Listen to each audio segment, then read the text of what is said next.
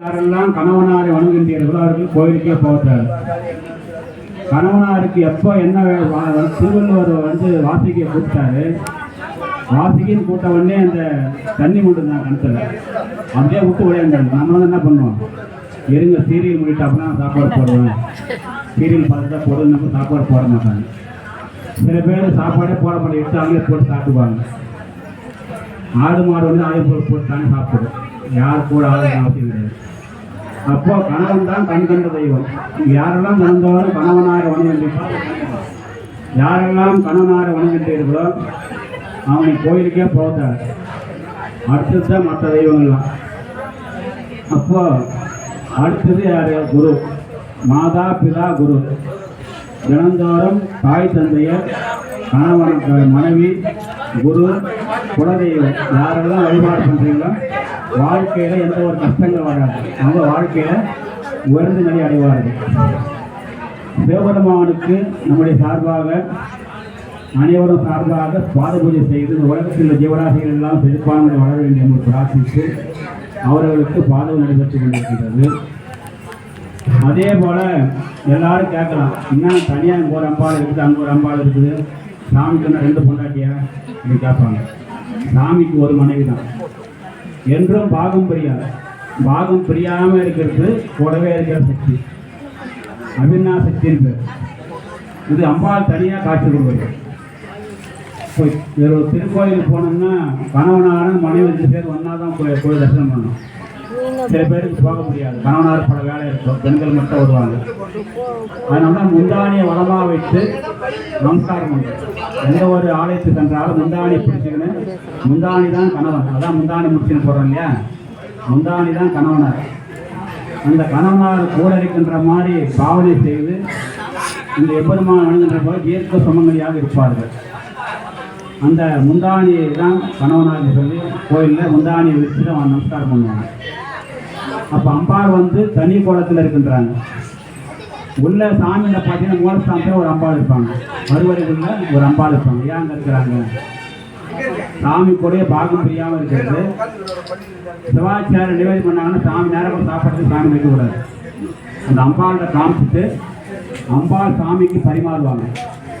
ஒரு கணவனாருக்கு கிழக்கு நோக்கி அமர்ந்து பரிமாறணும். கணவனார் கிழக்கு வந்து உட்கார வச்சு சாப்பாடு போட்டிங்கன்னா அவங்களுக்கு ஆயுள் கூடும். அந்த கணவனாருக்கு கிழக்கு நோக்கி அமர வச்சு சாப்பாடு போட்டு விசிறி விடணும், இன்னும் கொஞ்சம் சாப்பிடுங்க அப்படின்னு சொல்லுங்க. அதே போல சிக்காரி சிவபெருமான் சொல்லுவாங்க. சிவபெருமானுக்கு பார்வதி உள்ள மூலஸ்தானத்தில் அம்பாளுக்கு கையில் மறைவா இருக்கு. அம்பாளுக்கு தினமும் சாப்பாடு போடுவாங்க. சாமிக்கு தான் அவங்க தான் அன்னம் போடணும், சரியா இருப்பாங்க.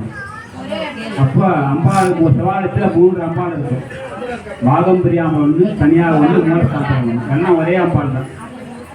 அந்த அம்பிகையானவள் அனைவருக்கும் தீர்க்க சம்பந்தம் தர வேண்டிய நிர்மாண பிரார்த்தித்து அன்னபூரணியாக கணவனார் தனியாக சாப்பிடக்கூடாது, மனைவி பரிமாற்றம் சாப்பிடணும். சில பேர் கணவனார் சாப்பாடு பிடிக்காது, இன்னும் கொஞ்சம் வச்சுங்க அப்படின்னு சொன்னாங்க. அவங்க ஆசையாக சாப்பிடுவாங்க.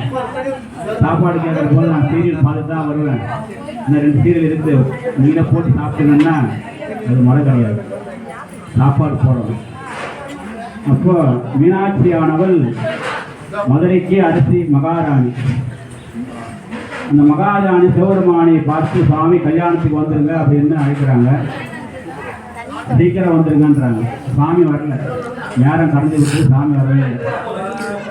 அப்போ சாமி வேக வேகமாக வராங்க. சாமி தரிசனம் கொடுத்து மாலை மாற்றி கொண்டார்கள். சாமி கல்யாணத்துக்கு வருகின்ற பொழுது இந்த புலித்தோல், பாம்பு, இந்த மான் தோல்லாம் கட்டின்னு வராதுங்க, யானை தோல்லாம் போட்டின்னு வராதுங்க.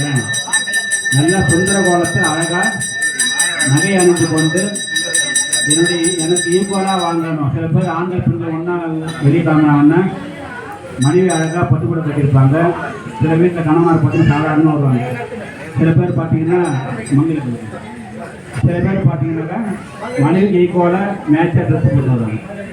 அப்போ மீனாட்சி சுந்தரேஸ்வர பெருமானை மீனாட்சியானவர் இந்த ஆபரணம்லாம் கலைந்து விட்டு நல்ல ஆபரணத்தோடு வாங்க. ஏன்னா நான் நிறைய வைராட்டிகள்லாம் போட்டிருக்கேன், வைர நகைலாம் போட்டிருக்கேன், ஏன்னா ஒரு அரசி, இந்த நாட்டுக்கு அரசி, எனக்கு ஈக்குவலாக வரணும்னு சாமி வேண்டிடுறாங்க.